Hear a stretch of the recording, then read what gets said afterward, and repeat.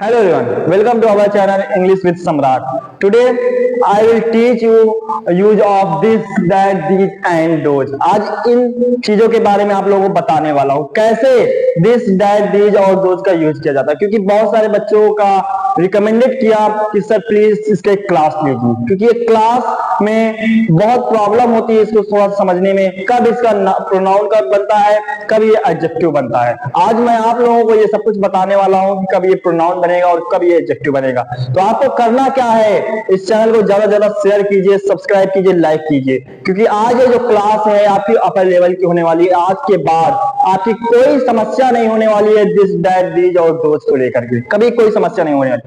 सारी प्रॉब्लम क्या हो जाएंगी आज के बाद, सॉल्व हो जाएंगी।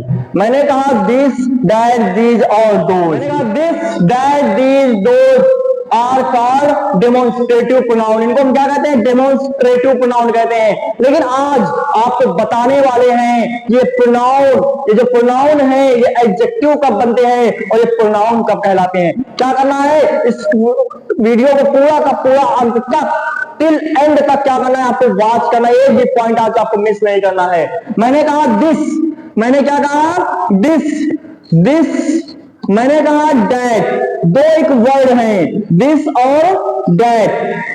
दिस मतलब होता है, इसकी हिंदी क्या होती है, यहां। जिसकी हिंदी क्या होती है, यहां। डैट की हिंदी क्या होती है, वहां। इसकी हिंदी क्या होती है, वहां। ये दोनों सिंगुलर हैं, ये दोनों क्या हैं, सिंगुलर। ये दोनों क्या है, सिंगुलर। जब मैंने क्या कहा, जब सब्जेक्ट सिंगुलर होता है, ध्यान रखना, जब सब्जेक्ट सिंगुलर होता है तो हमेशा अपने साथ वर्ब कैसा लेता है, सिंगुलर लेता है। जब सब्जेक्ट प्लूरल होता है तो अपने साथ वर्ब कैसा लेता है, वर्ब भी प्लूरल लेता है। यानी ये सब्जेक्ट कैसा कार्य करेंगे, सिंगुलर के जैसा कार्य करेंगे। दिस मतलब क्या होता है, यहां। दैट मतलब क्या होता है, वहां। दिस जिसको हम छू सकते हो, जिसको हम क्या कर सकते हो, छू सकते हो। और दैट मतलब जिसको हम नहीं छू सकते हो। दिस मतलब जो हमारे नजदीक होगा तो उसको हम छू पाएंगे, और जो हमसे दूर होगा उसको हम क्या कर पाएंगे, नहीं छू पाएंगे।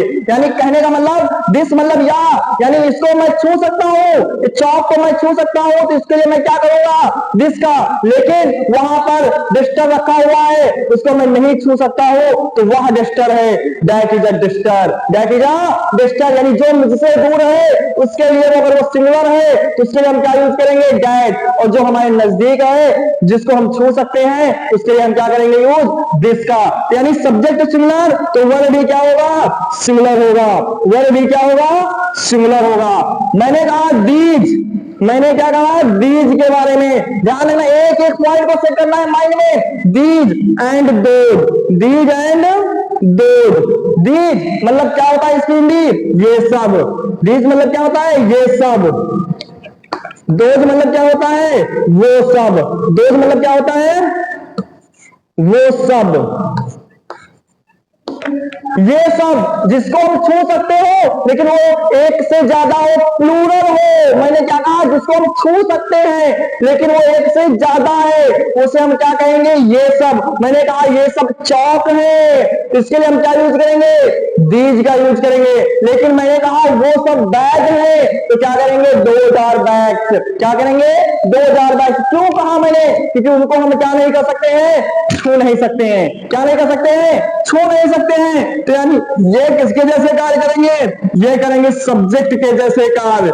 लेकिन सब्जेक्ट कैसा होगा, ये प्लूरल होगा। मैंने क्या कहा, ये किसके जैसे कार्य करेंगे, सब्जेक्ट के जैसे। जब सब्जेक्ट के जैसे कार्य करेंगे, लेकिन ये होंगे क्या रियल में, ये रियल में होंगे प्लूरल। जब ये प्लूरल होंगे तो वर्ब कैसा लेंगे अपने साथ, वर्ब कैसा लेंगे, प्लूरल लेंगे। कैसा लेंगे, प्लूरल लेंगे। यानी सब्जेक्ट प्लूरल तो वर्ब प्लूरल, सब्जेक्ट सिंगुलर तो वर्ब भी सिंगुलर, सब्जेक्ट सिंगुलर तो वर्ब भी सिंगुलर। जल्दी से इसको नोट कीजिए, स्क्रीनशॉट लीजिए, क्योंकि आज एक एक पॉइंट क्या होना चाहिए, माइंड में हमारे सेट होना चाहिए। अगर आज मिस हुआ तो हमेशा क्या होगा, मिस ही होता चला जाएगा। अगर आज ना पढ़ पाए तो किसी क्लास में नहीं पढ़ सकते हो बेटा आप। जल्दी से, मैंने कहा दिस, मैंने कहा दिस, दिस। मैंने कहा डैट, मैंने कहा डैट। मैंने कहा दीज, मैंने कहा दोज। दिस, दिस मतलब क्या होता है? मैंने कहा बेटा यहां, मैंने क्या कहा? यहां। मैंने कहा डैट मतलब क्या होता है? डैट मतलब क्या होता है? वहां। दीज मतलब क्या होता है?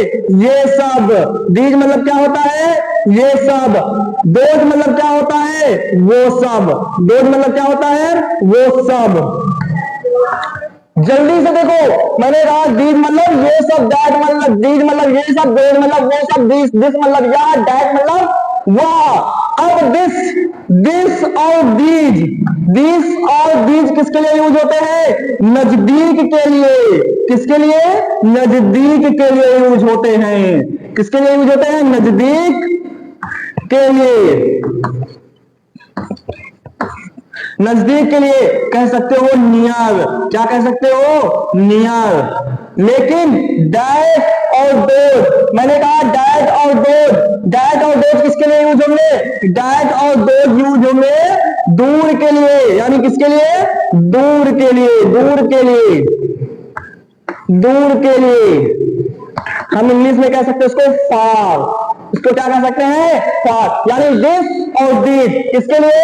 नजदीक के लिए। दैट और दोज किसके लिए? दूर के लिए। यानी ये अगर सिमिलर तो ये प्लूरल, ये सिमिलर तो ये प्लूरल। यानी इसका उल्टा ये, इसका उल्टा ये। यानी हमें क्या रखना है? दिस का अपोजिट दीज, दैट का अपोजिट दोज। यानी दिस मतलब यह नजदीक के लिए लेकिन सिमिलर के लिए, दीज मतलब नजदीक के लिए लेकिन वो प्लूरल के लिए, दैट मतलब वह सिंगुलर के लिए, दोज मतलब वो सब किसके लिए? प्लूरल के लिए। किसके लिए? प्लूरल के लिए। माइंड में सेट रखना है, एक एक पॉइंट क्या करना है? माइंड में सेट रखना है। मैंने कहा वह किताब है, मैंने कहा यह किताब है। मैंने क्या कहा? यह किताब है। जल्दी से मैंने एक सेंटेंस लिखा, यह किताब है, यह किताब है। उसके बाद मैंने एक और लिखा, मैंने किताब लिखा,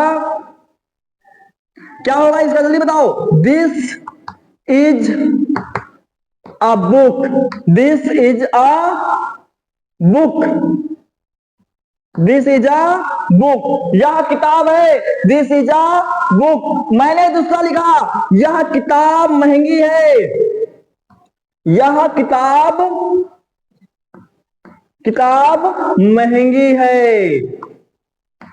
मैंने पहले लिखा यह किताब है और दूसरा लिखा यह किताब महंगी है, तो क्या होगा? This book is costly, this book is costly.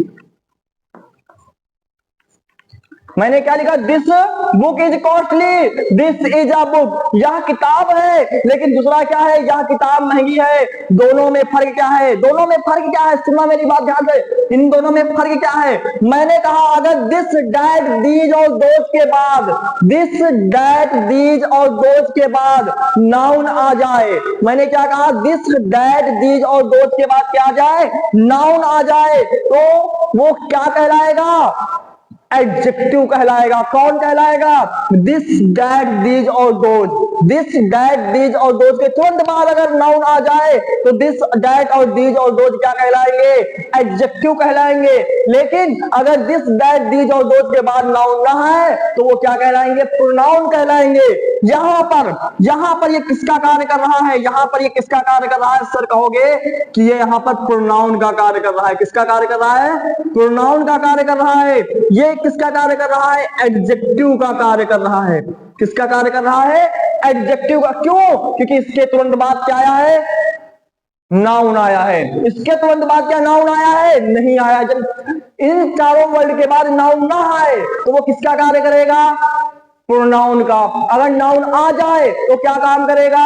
Adjective का। दो अंतर समझ में आ गया। फिर आज तक ये पॉइंट हमें नहीं समझ में आ रहा था कि एडजेक्टिव का प्रोनाउन बनेगा का प्रोनाउन बनेगा, लेकिन अब क्या होने वाला है? आसान। आसान नहीं, बहुत आसान, हलवा जिसे कहते हैं वो बनने वाला है अंग्रेजी। तो क्या करना है? जल्दी से लाइक शेयर सब्सक्राइब करो, क्योंकि आज से बड़ी क्लास, इससे बड़ी क्लास अब कहीं नहीं मिलेगी। आज नहीं सब सीख पाए तो कहीं नहीं सीख पाए। हम बोलते हैं ना ये वाला अच्छा है, हम लोग क्या बोलते हैं? ये वाला अच्छा है। कैसे होगा जल्दी से बताओ। ये वाला अच्छा है, मैंने कहा ये वाला अच्छा है, तो क्या होगा? दिस, क्या होगा जल्दी बताओ? This is good. क्या होगा? This is good. यानी जब भी ये वाला अच्छा है, वो वाले अच्छे हैं, वो वाले अच्छे हैं, दोज आर गुड, वो वाले सब अच्छे हैं, दोज आर ऑल गुड। यानी जो कुछ हम बोलते हैं वो सब क्या है? हमारे लाइफ में है, आसानी से समझ सकते हैं। दिस दैट दिस दोज के लिए हम बहुत आसानी से समझ सकते हैं, लेकिन क्या करना पड़ेगा? प्रैक्टिस, लगातार प्रैक्टिस करो। यह किताब है, वो किताब है, वो सब किताब है, जितना कर सकते हो उतना करो। जल्दी से इसको लाइक शेयर सब्सक्राइब करो।